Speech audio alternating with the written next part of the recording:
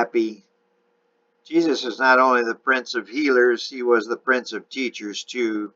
He had something on his heart that he wanted to tell people, and he told it so simply and clearly that they loved every word. They listened to him just as long as he would talk to them. He had come from heaven to tell them about God.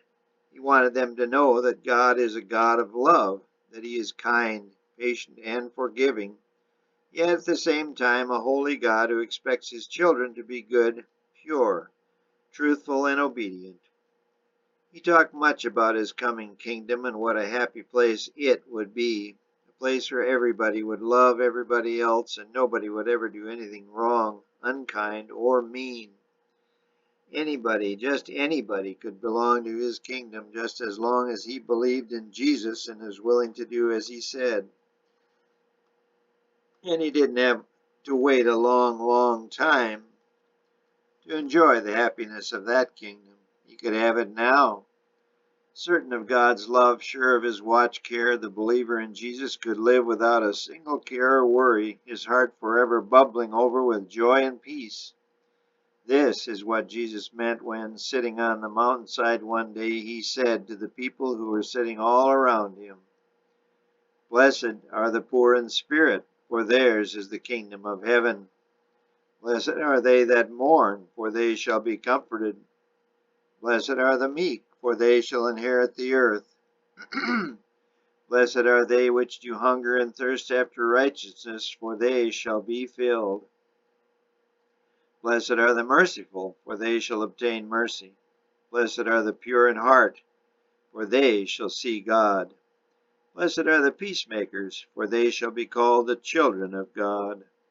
Blessed are they which are persecuted for righteousness' sake, for theirs is the kingdom of heaven. Blessed are ye, when men shall revile you and persecute you, and shall say all manner of evil against you falsely for my sake.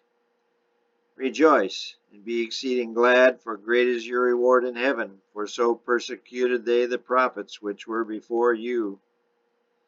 In these wonderful words, Jesus told the secrets of true happiness. To be blessed, to be truly happy, he said, depends on how we live before God. If we, you and I, keep humble and never let pride come into our hearts, the kingdom of heaven will be ours, not only in the future, but now. If we are truly sorry for our sins and mourn for them because they offend God, he will comfort us with his forgiveness. If with all our hearts we long to be good, God will bless our lives with victory over all temptations. If we are kind and merciful to others, we shall have the joy of seeing them merciful to us. If we keep our hearts pure and refuse to think evil thoughts, our minds will be clear to understand God, and great will be the happiness that will bring. If we try to be peacemakers, loving others instead of fighting them, all sorts of blessings will be ours. But best of all, we shall know for sure that we are the children of God. If we get into trouble for doing right and are misunderstood for following God's way, we need not worry.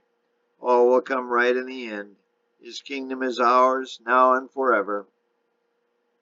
We can even be happy when people try to do us harm. No matter how mean they become, we can rejoice and be exceeding glad. For God knows all about it and is saving up a great reward for us in heaven.